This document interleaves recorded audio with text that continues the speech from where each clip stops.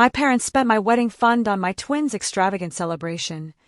The sting of betrayal, the kind that cuts you to your core, is something you never truly forget. My own parents, the very people who were supposed to be my safe harbor, stole my future. And when their lives finally imploded, they came crawling back, expecting me to save them. But this time I was ready. For as long as I can remember, there was a silent, yet constant, rivalry with my twin sister, Emily. It wasn't just typical sibling stuff. My parents practically orchestrated it. Without even realizing it, they were pitting us against each other, always treating Emily like she was, well, unique. Let me tell you why this whole twisted dynamic began. Emily is exactly 12 minutes older than me. You heard that right. 12 minutes. Apparently, that's all it takes to become the family's golden child. From the moment we were born, Emily was their miracle, the one who could do no wrong. I wasn't a bad kid, not by any stretch, but she always got the praise, even for things I did. My first clear memory of this painful favoritism goes all the way back to kindergarten. We were both in the school play, Little Red Riding Hood.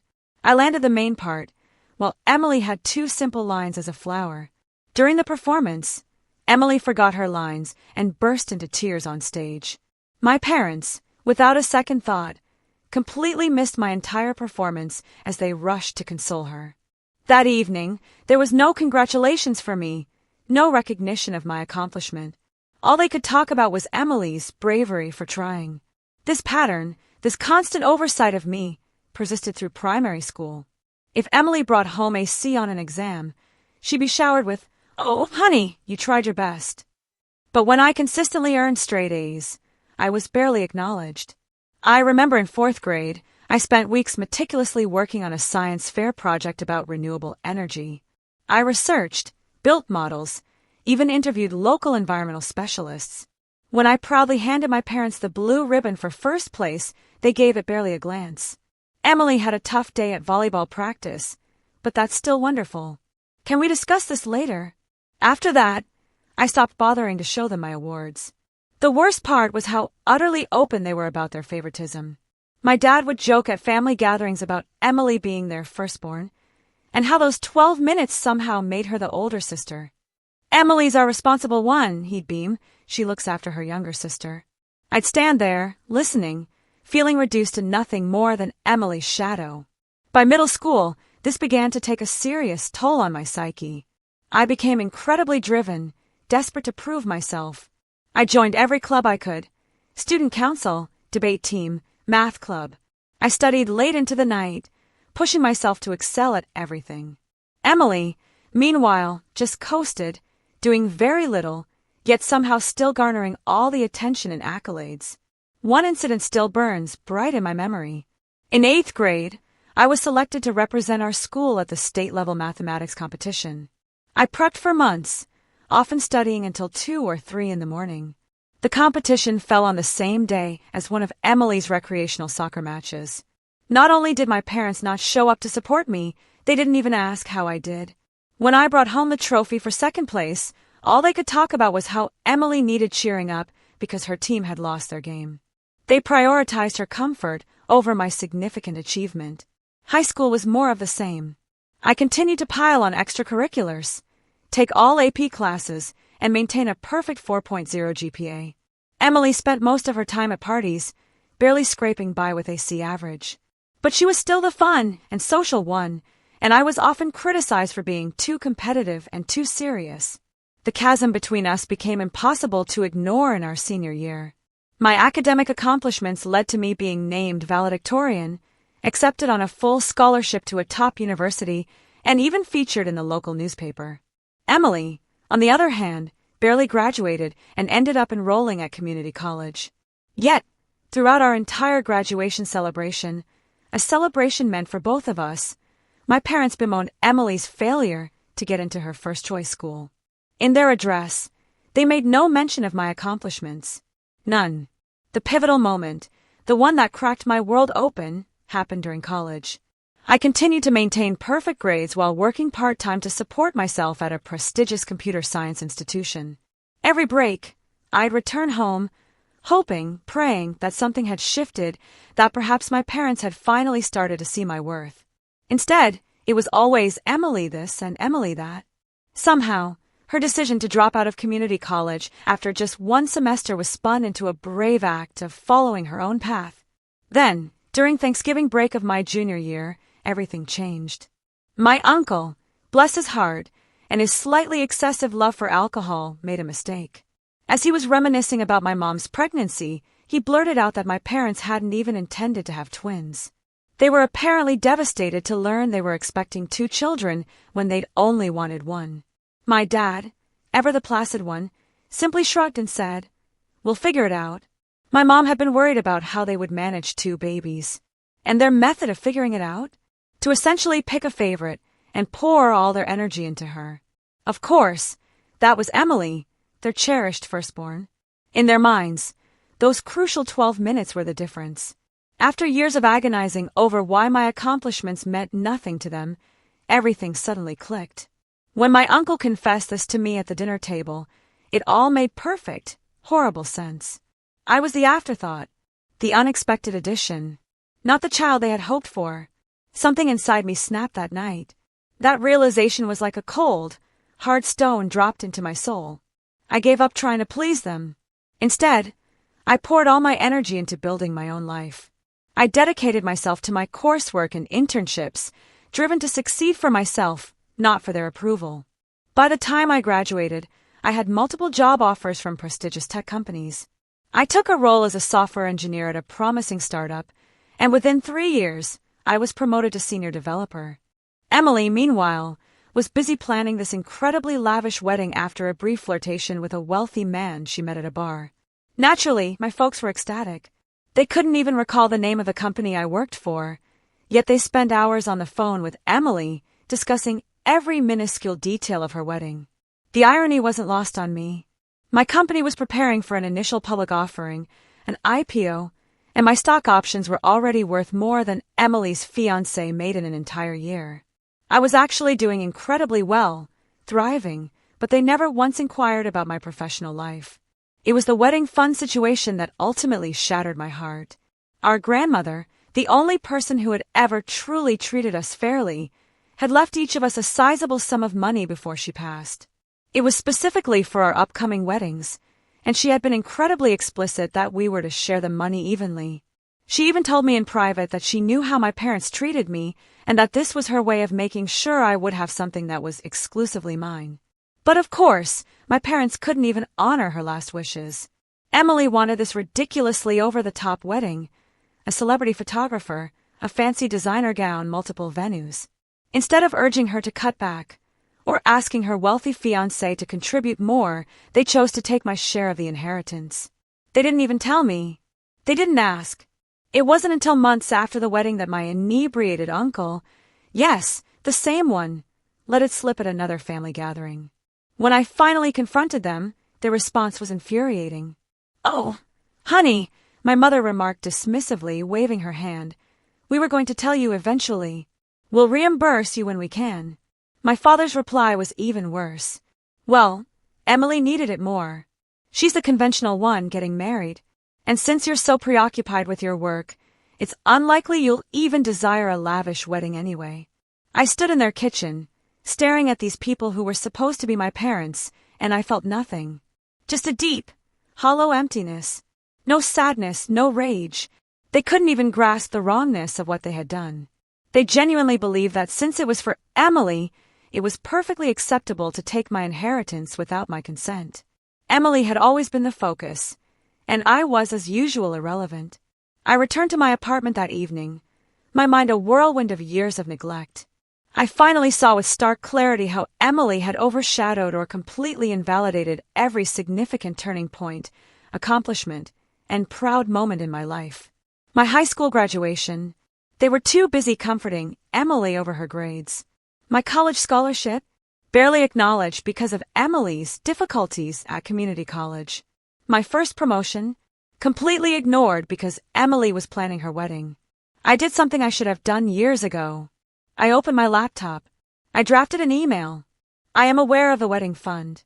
I am aware that without consulting me, You used my inheritance to pay for Emily's wedding. More important than the money, however, is the way you've treated me throughout my life. You never made an effort to conceal the reality that I was never the daughter you desired. I'm done attempting to win your affection and acceptance. I'm over being the kid you didn't want. Do not get in touch with me again unless it is to repay my money. I pushed send. Then I banned their numbers and deleted them from all social media. As I did, a tremendous weight lifted off my shoulders. For the first time in my life, I didn't have to worry about meeting Emily's standards or gaining an acceptance I would never receive. It's been a life-changing year. I've poured all my attention into my job and personal development. Our company's IPO was a massive success, and my stock options are now worth far more than Emily's entire wedding expenses. I started therapy to address my childhood trauma, purchased my own home in a desirable part of the city, and formed sincere friendships with people who genuinely respect me for who I am. Occasionally, Emily still tries to connect through distant family members or mutual friends. She'll send messages like, "Family should stick together," or "You're still my sister." But where was the sense of family when she watched our parents discount my accomplishments for years? Where was that when she joyfully accepted my inheritance for her wedding?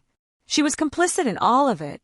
Some relatives have tried to place the blame on me, claiming I'm being too severe, that blood is thicker than water, and all those other familiar lines.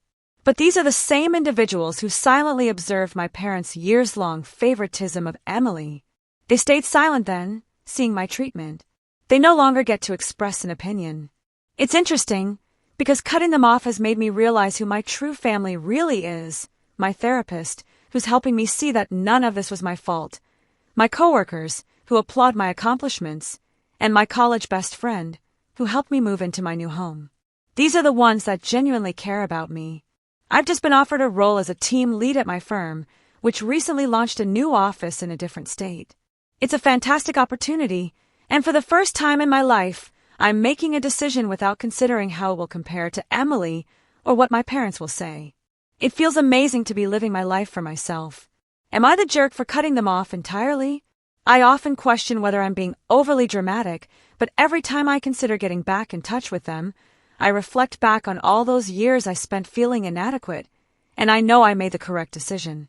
It's going to get even more complicated now, though, and I need your honest thoughts on what I should do next.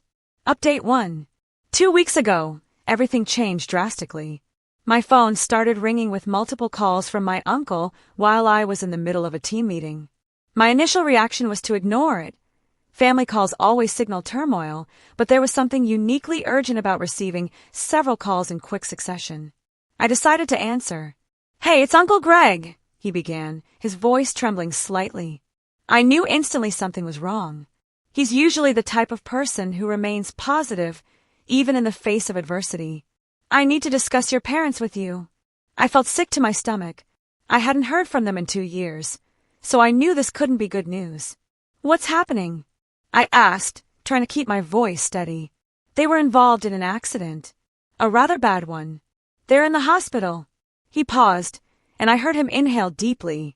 "Their car was struck by a truck that ran a red light.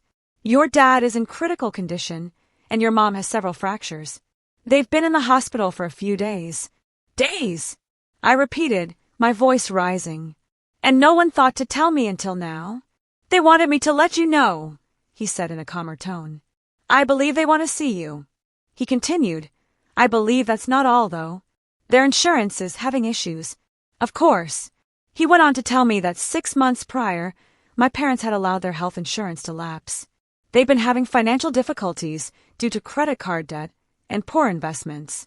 They were far from being discharged from the hospital, and the medical bills were already mounting. "What about Emily?" I asked, even though I already knew the answer. Uncle Greg sighed. "She said she couldn't assist with the bills when she visited once, immediately following the accident. She didn't want to ask her husband for money so soon after their honeymoon, for some reason. She's occupied with her stepchildren, her new family." That made me let out a short, bitter laugh. Emily. Typical. Always an excuse. Emily was too proud to approach her wealthy husband for assistance with our parents' medical expenditures, even though she had no trouble taking my fortune for her wedding. I sat in my office for a while after I hung up with Uncle Greg, gazing out the window at the city skyline. I didn't miss the irony. Now that my stock options had vested, I had more than enough money saved to pay for their medical expenses. I was truly in a position to assist them. Did I want to, though? I couldn't concentrate on anything else for the next few days. Every time my phone buzzed, I jumped, anticipating a call regarding their status. I couldn't stop picturing them in hospital beds, presumably wondering if I would ever arrive. Since they were my parents, I felt bad for even thinking about not helping. But then the years of favoritism, the stolen fortune, and the way they only contacted me now because they required something from me, it all came flooding back. Simply put, this was about money, not about reestablishing contact or making amends. 3 days after Uncle Greg called, Emily texted me, "I am aware that you are performing well at work. Parents are in dire need of assistance. This is your opportunity to act morally." My opportunity to act morally?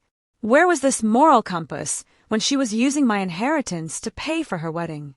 Where had she been all those years when she saw our parents brush off my accomplishments? My parents finally called themselves after a week of internal conflict.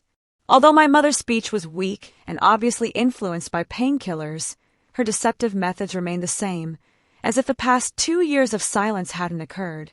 She began, "Sweetheart, we're in a really tough situation here. According to the specialist, the expenses might reach $200,000, not including rehabilitation. We acknowledge our shortcomings as parents, but..."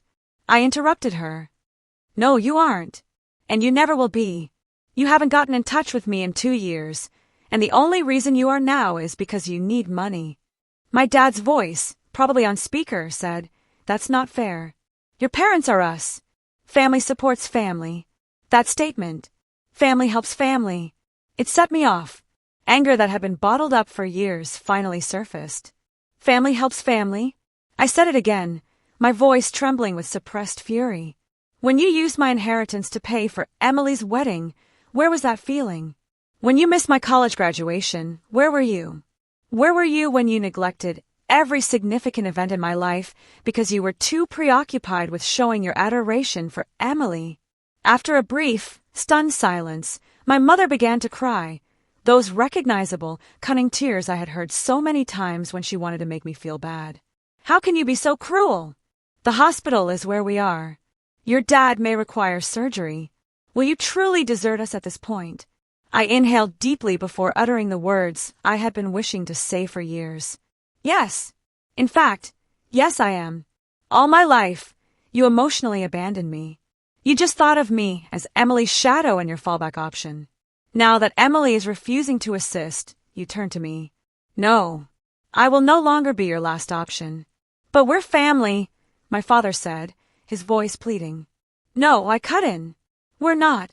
Since you determined that Emily was the only child deserving of your love, we have not been family. I'm finished. Never get in touch with me again." After hanging up, I blocked their numbers once more. I then texted Emily one last time. "They're also your parents. Try it yourself." The days that followed were extremely difficult. I would always have these moments where I would doubt my choice. Was I being too severe? Despite everything, should I still assist them? But every time those thoughts surfaced, I was reminded of how they had treated me throughout my life, and how they had only ever contacted me when they wanted something. Yesterday, Uncle Greg called again. He attempted to guilt-trip me, claiming that my parents required physical therapy and surgery, that their health was deteriorating. He said they might lose everything, and that they were discussing remortgaging their home. The problem is, I have no responsibility for their financial difficulties. They made their decisions. They decided to give Emily preference. They decided to squander the money I left them. They decided to allow their insurance to expire. They are currently dealing with the fallout from their decisions. Some may accuse me of being heartless. Perhaps I am. But I've been striving to be good enough to win their love my entire life, and I'm done. I am no longer the fallback option when Emily refuses to take charge. I'm done being the one who has to make all the repairs. For the first time in my life, I'm choosing myself. Even though I realize this makes me seem callous, my mental well-being is more important to me than their guilt trips. My financial stability is more important to me than their shoddy preparation. Reddit, I know I previously questioned whether I was the jerk for cutting them off, but I need to know if I'm the jerk for not helping them pay their medical costs. This one even seems unclear to my therapist. While I feel bad about it, I also think that this is just another instance of them only wanting me around when they need me, and believe me, the narrative doesn't end here. The situation is going to become considerably more intricate. Update 2. My life took yet another drastic change 3 days ago. I was enjoying a peaceful evening at home after a very demanding workday, during which we had completed preparations for the opening of our new office. My doorbell rang at precisely 8:07 p.m. I was studying some project paperwork, enjoying a glass of pricey red wine, a minor luxury I now permit myself, with some classical music playing softly in the background. I hadn't ordered anything, and most of my friends normally text before coming over, so I wasn't expecting anyone. I froze, staring through the peephole. Emily was standing there, looking like the affluent trophy wife she had become, complete with a fashionable gown, flawless makeup, and a $15,000 Hermes Birkin purse clutched in her hand. I was aware of the irony. That bag alone could have paid for a sizable amount of our parents' medical expenses. I briefly thought about acting as though I wasn't home, but throughout the previous few weeks, I had undergone a transformation. I was no longer the person who squirmed around Emily. She had intimidated me for too long, and I had allowed her to win. No more. I opened the door with my cool, controlled, and slightly dismissive corporate boardroom demeanor. Leaning against the door frame, I remarked, "Well, if it isn't my dear sister, what brings you to my humble abode?" Without waiting for an invitation, she swept by me and entered my apartment. Classic Emily behavior. Her gaze swept across my living area, taking in the original artwork on the walls, the contemporary furnishings, and the floor-to-ceiling windows that overlooked the city. I could picture her mentally listing everything, most likely contrasting it with her suburban McMansion. "Nice place," she said in a tone that suggested the exact opposite. "Very cozy." She used the word cozy with that special emphasis that affluent people give to something they think is beneath them. "Stop wasting your time, Emily. Why have you come here?" She turned to me, adjusting her scarf, an anxious habit from childhood. "Mom and Dad are deteriorating. Mom's physical treatment isn't covered by their payment plan, and Dad needs emergency surgery for internal bleeding they missed at first. Unless they can provide proof of payment, the hospital threatens to suspend treatment. They are discussing selling the house." I saw her knuckles whiten as she gripped her fancy purse more tightly. Emily, in her classic form. She was clearly preparing for something. And that's my problem because... I arched an eyebrow, purposefully imitating her patronizing tone from our early years. "Because you can help them," she said, her immaculate exterior beginning to falter. "I am aware that your business went public. I checked the pricing of the stocks. I conducted research. You got the cash." That made me giggle. The sound, which was perhaps rougher than I intended, reverberated off the walls of my apartment. "Oh, you have been monitoring me. How intriguing.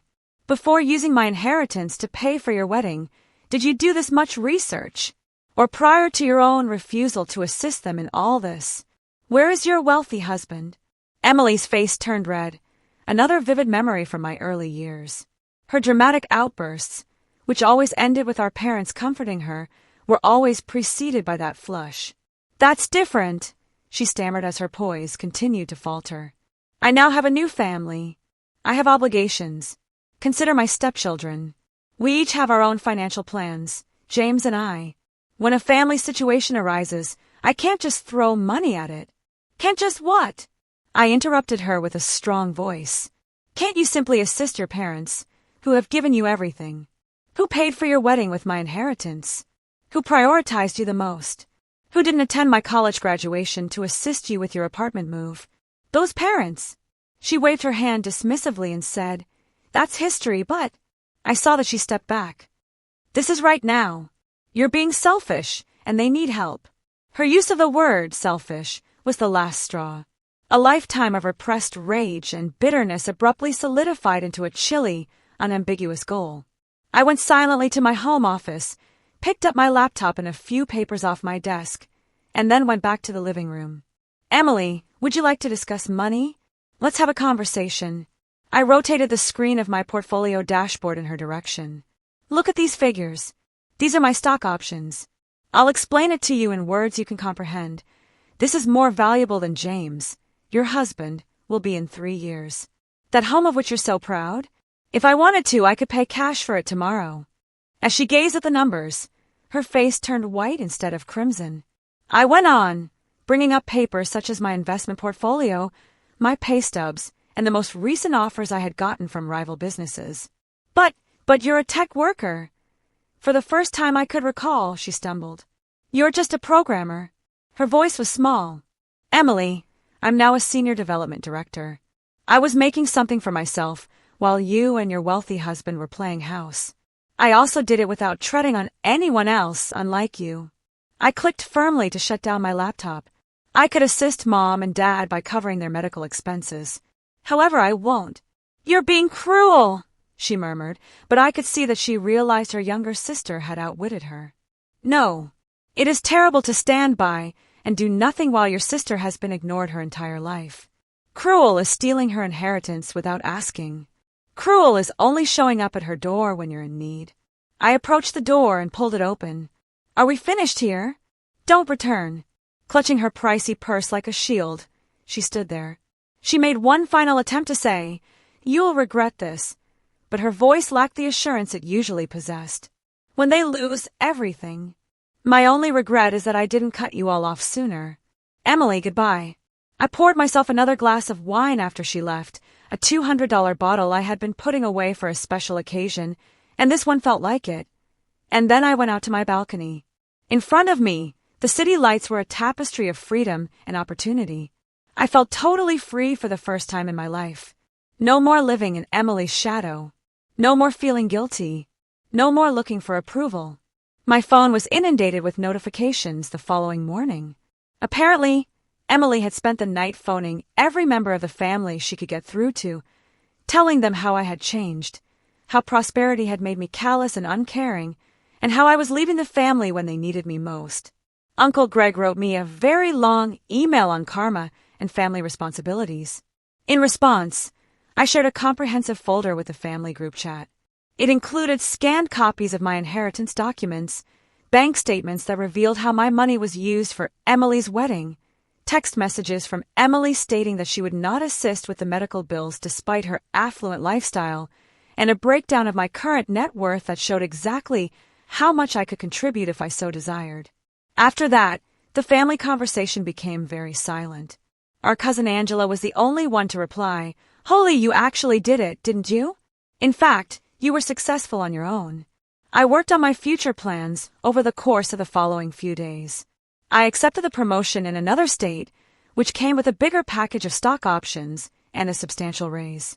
The real estate agent believes my apartment will sell for a lot more than I'm asking for in this neighborhood, so I put it up for sale. I've already begun searching for real estate in my new city, this time, perhaps a penthouse.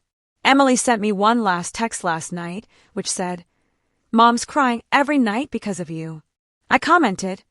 She had years to cry about how she treated me, and included a screenshot of my inheritance paperwork in my response. Her tears are no longer effective. After that, I blocked her number and all of my other family contacts, closing the last chapter of a book I should have finished years ago. You have been amazing during this journey, Reddit. Your encouragement made it clear to me that I wasn't alone in my feelings, and that it's acceptable to put oneself above harmful family members.